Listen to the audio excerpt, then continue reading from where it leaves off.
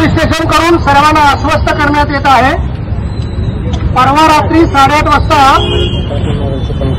हा आरोपी आणि याच्याबरोबरचे 3 साथीदार यांनी या पान टपरीवरती येऊन फुकट सिगरेट दिलं नाही किंवा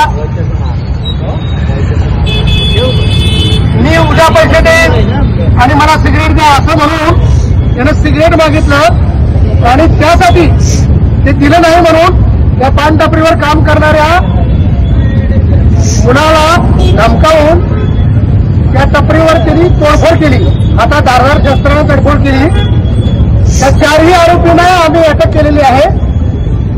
हा आरोपी आमच्या पोलीस कस्टडीमध्ये आहे।